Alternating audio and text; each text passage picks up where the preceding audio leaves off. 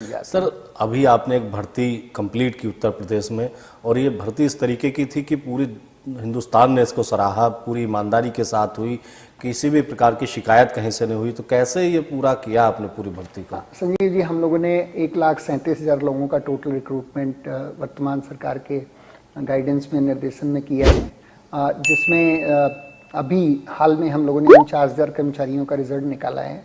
और ये ट्रेनिंग पर धीरे धीरे 1-1.5 साल में इनकी ट्रेनिंग कंप्लीट हो जाएगी। और इसके पहले भी हम लोगों ने 45,000 कर्मचारियों का रिजल्ट निकाला था।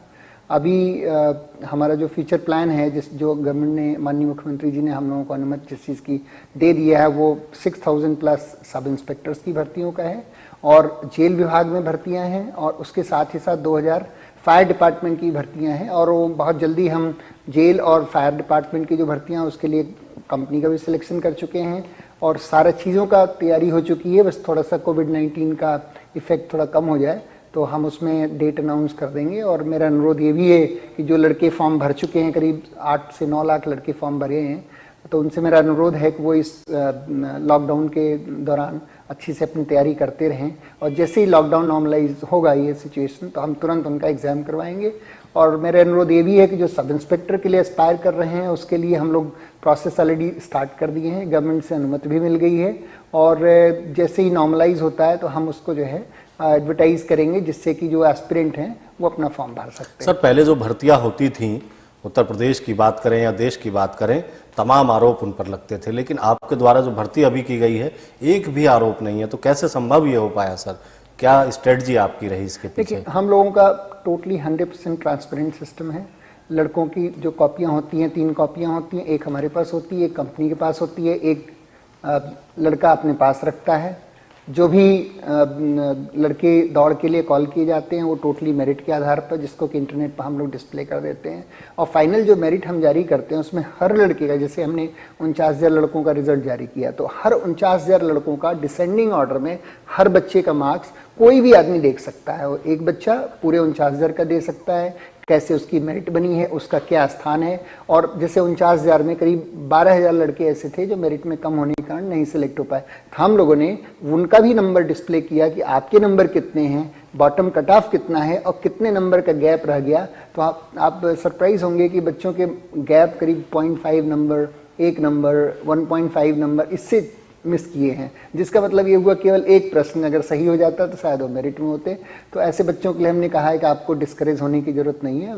माननीय मुख्यमंत्री जी ने कई सारा रेगुलर टाइम पर हमें भर्ती करने का अनुमति दे रखी है। ऑलरेडी जैसे मैंने बताया 6,000 सब इंस्पेक्टर की है, ये जेल डिपार्टमेंट की है, घोड़ा पुलिस की, माउंटेड पुलिस की है, ऑलरेडी हमारे पास अनुमति आ रखी है, फायर डिपार्टमेंट की आ रखी है। तो ये भर्तियां चलती रहेंगी। तो मैं समझता हूँ कि जो बच्चे अच्छा मेहनती हैं और एस्पायर कर रहे हैं, वो तैयारी करते रहें अपनी। और हम फिर कोशिश यही है हमारी कि इन भर्तियों को हम जाड़े में दौड़ा के, विंटर सीजन में दौड़ा के, और नेक्स्ट ईयर जनवरी फरवरी तक आते आते भर्तियां फिर कंप्लीट कर दें। सर, हम दमकल विभाग की बात करेंगे तो कर्मचारियों की किल्लत शुरुआत से रही है। तो आज क्या कर्मचारियों की किल्लत है, और किल्लत है तो इसको कब तक सर दूर करेंगे, क्योंकि आप भर्ती बोर्ड के चेयरमैन भी हैं? हमारे यहाँ एक प्रॉब्लम रही है कि हर तहसील हेडक्वार्टर पर फायर स्टेशन नहीं है। तो गवर्नमेंट ने हाल ही के दिनों में 100 से ज़्यादा, 110 के करीब नए फायर स्टेशन खोलने की अनुमति प्रदान किया माननीय मुख्यमंत्री जी ने। तो हमारे पास वर्तमान में करीब 5,000 कर्मचारी हैं, 5,000, और जो नए सैंक्शन हुए हैं उसके हिसाब से फिर कर्मचारी कम पड़ते हैं। तो माननीय मुख्यमंत्री जी ने हम लोगों को 2,000 फायर कर्मचारियों को भर्ती करने का निर्देश दिया है, और जिसकी प्रक्रिया चालू है। मैंने कहा हमारा टारगेट है कि ज़्यादा से ज़्यादा नवंबर या दिसंबर तक हम इस भर्ती को पूरा कर लेंगे।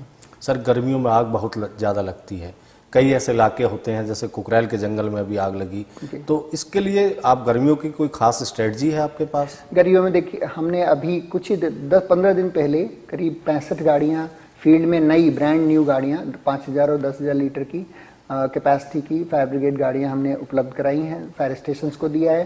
35 और गाड़ियां हमने मैन्युफैक्चर करवा रखी है, जो कि अभी हैदराबाद में हेल्ड अप हैं, और हैदराबाद से हम लोग लाने की कोशिश कर रहे हैं। तो इस तरह से लगभग समझ लें आप 100 गाड़ियां और एक्स्ट्रा हो जाएंगी। 890 गाड़ियां ऑलरेडी हमारे पास में हैं, तो 990 गाड़ियां हैं।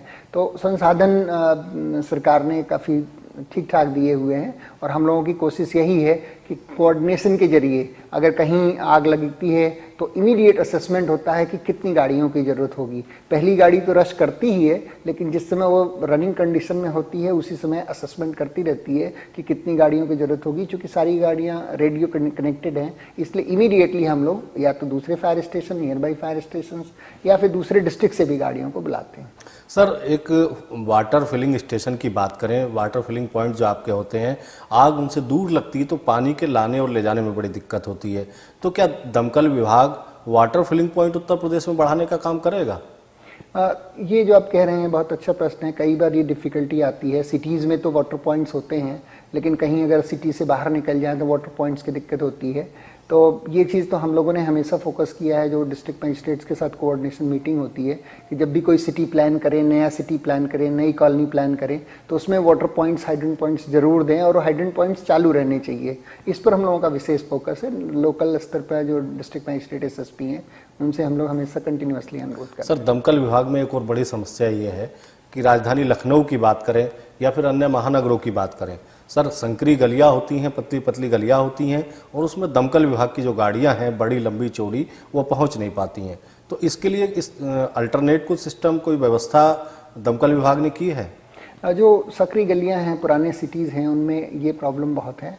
और हमारे पास में एक आपने देखा होगा, बड़े फायर टेंडर के अलावा छोटे लाइट कमर्शियल व्हीकल पर माउंटेड फायर ब्रिगेड की गाड़ियां हैं, वो इन गलियों में चली जाती हैं। और कुछ इतनी सकरी गलियां हैं तो उनमें कुछ में हम लोगों ने मोटरसाइकिल माउंटेड फायर एक्सटिंग्विशर दिए हुए हैं, जैसा कि आपने वहाँ कुंभ में देखा होगा। कुंभ में परचेज हुए थे और वो सारे विभिन्न जनपदों को वितरित किए गए हैं। तो मोटरसाइकिल्स और जो लाइट कमर्शियल व्हीकल्स हैं, उनसे हम लोगों ने कॉम्बिनेशन करके इस चीज़ को मीट आउट करने, प्रॉब्लम को मीट आउट करने का प्लान किया हुआ है। सर, मैं कुंभ के आयोजन पर जाना चाहूँगा। उत्तर प्रदेश सरकार का ड्रीम प्रोजेक्ट था और दमकल विभाग के बिना कोई बड़ा आयोजन कंप्लीट हो जाए तो हो ही नहीं सकता। और आपकी व्यवस्था इतनी शानदार कुंभ में रही, प्रयागराज में, ये कैसे संभव हो पाया और कितनी स्ट्रेटजी रही और कितनी तैयारियाँ सर आपने की थी? हाँ, बहुत बड़ा इवेंट था। बहुत हम सभी प्रदेश के सभी वासियों के लिए और हमारे फायर ब्रिगेड के कर्मचारियों के लिए, उत्तर प्रदेश पुलिस के लिए, सभी के लिए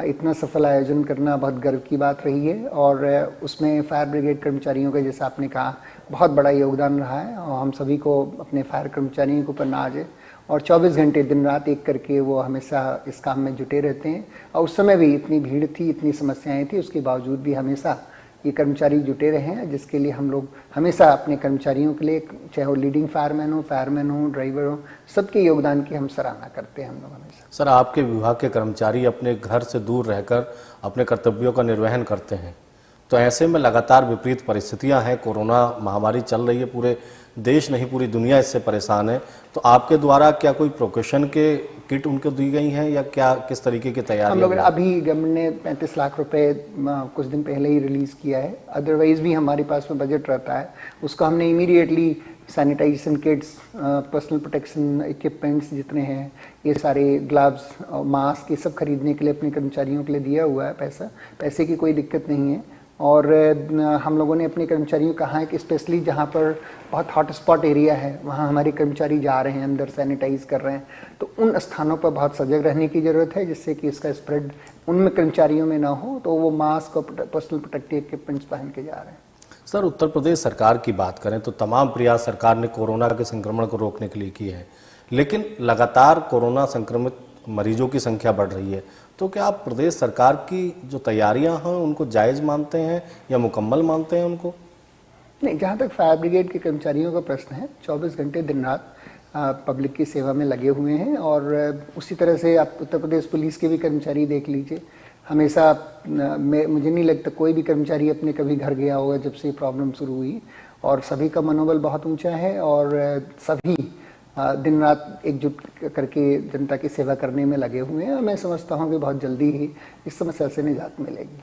सर, हम कोरोना योद्धाओं की बात करें तो बहुत सारे विभागों के लोग ऐसे हैं जो अपनी जान की परवाह किए बिना, अपने परिवार की जान की परवाह किए बिना लगातार अपनी ड्यूटी को अंजाम दे रहे हैं। ऐसे लोगों पर कुछ लोग हमला करते हैं, तो उसके बारे में आपका क्या कहना है सर? अब ये विषय देखिए additional DG law and order का विषय है और मैं समझता हूँ कि लोगों को बहुत ज़्यादा सूझबूझ कई बार यंग ब्लड होता है, पेशेंस लूज़ करता है, तो लोगों को पेशेंस लूज़ करने की आवश्यकता नहीं है और पेशेंस धैर्य रखें, पेशेंस रखें, शासन के जो निर्देश होते हैं उनका पालन करें और हम सभी हर तरह से तन मन धन से हर तरह से पूरा जितना विभाग है वो पब्लिक सेवा में जुटा हुआ है और मैं समझता हूँ कि बहुत जल्द ही इससे निजात मिलेगी। ऐसा नहीं है कि लोग यंग ब्लड कई बार होता है जब लॉकडाउन होता है तो एक लिमिट के बाद में उसका धैर्य खोने लगता है, तो मैं समझता हूँ कि धैर्य ना खोएं और थोड़ा संतोष रखें और जैसा शासन आदेश दे उस तरह से थोड़ा पालन करें, धीरे धीरे चीज़ें ठीक हो जाएंगी। सरकार ने भी इस बारे में सर कोरोना योद्धाओं पर हमला करने वालों पर NSA लगाने की जो निर्देश दिए हैं और लगातार कानून को कड़ा किया है। 2 साल से 7 साल तक की सजा होगी, 2 लाख से 5 लाख तक का जुर्माना। तो ये बड़ा संदेश है उन लोगों के लिए। आपके विभाग के भी लोग सर ड्यूटी करते हैं ऐसे में, तो क्या ये सही सरकार का कदम है? ये तो additional DG law and order से रिलेटेड प्रश्न है, तो मेरे ख्याल से आप उनसे प्रश्न कर लें।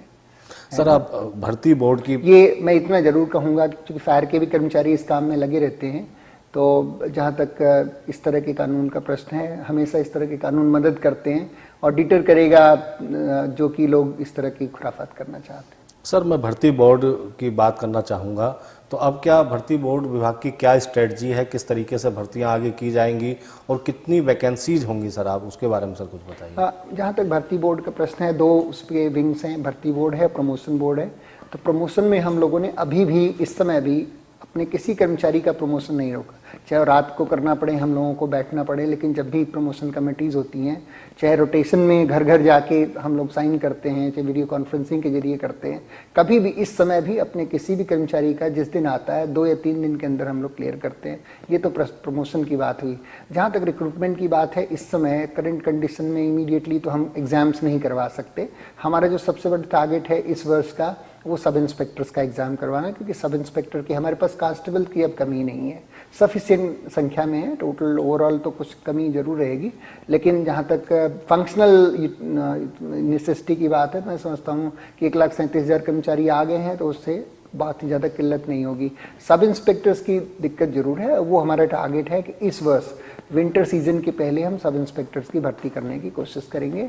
और जैसा ये अभी किया हम लोगों ने, बिल्कुल 100% फेयर, जस्ट, और हर कर्मचारी, हर कैंडिडेट, हर किसी सिलेक्टेड कैंडिडेट की मार्क्स देख सकता है, वो हम लोगों की हमेशा स्ट्रेटजी रहेगी। हमारे पास अपनी फाइल पर कोई चीज़ ऐसी नहीं है जो आपके इंटरनेट पर उपलब्ध नहीं है। सर अमूमन देखा गया है जब भी भर्तियां आती हैं, आपने भी सुना होगा, तो कुछ गिरोह ऐसे सक्रिय हो जाते हैं जो लोगों को भर्ती कराने के नाम पे पैसे लेते हैं, और टेक्नोलॉजी सर काफ़ी हाई होते हैं, तो उनसे निपटने के लिए आप कुछ ना कुछ तो स्ट्रेटजी सर बनाते होंगे। हम लोग हमेशा STF के संपर्क में रहते हैं और डिस्ट्रिक्ट SSPs को भी कहते रहते हैं कि इस तरह का जितने खुराफाती एलिमेंट है उन पर वॉच रखें, और धीरे धीरे कैंडिडेट्स भी सतर्क हो गए हैं, क्योंकि इस तरह से मूर्ख बनाने वालों की कोई कमी नहीं है, और अगर कोई कैंडिडेट भी मूर्ख बनने के लिए तैयार हो तो खुराफातियों की कोई कमी नहीं है।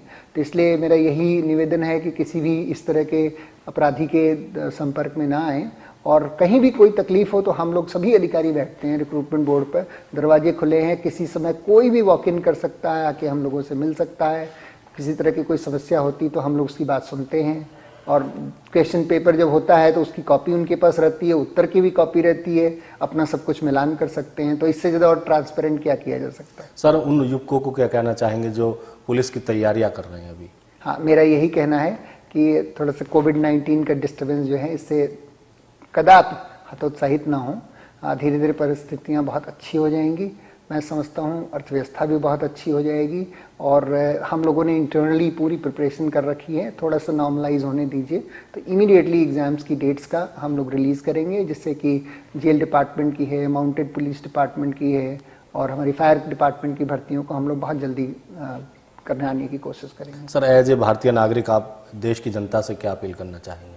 मेरा यही कहना है कि सभी धैर्य रखें और जो भी सरकार के निर्देश हों उनका पालन करें, और ये देश बहुत बड़ा है और बहुत सारी चुनौतियों से जूझ रखा है, और ये भी चुनौती से हमारा देश उभर जाएगा, और अर्थव्यवस्था भी बहुत अच्छी होगी, और पहले जितनी उससे भी अच्छी होगी, और चीज़ें सब कुछ सामान्य हो जाएगी। बस यंग ब्लड को, जितने हमारे नौजवान हैं, उनको धैर्य रखने की आवश्यकता है।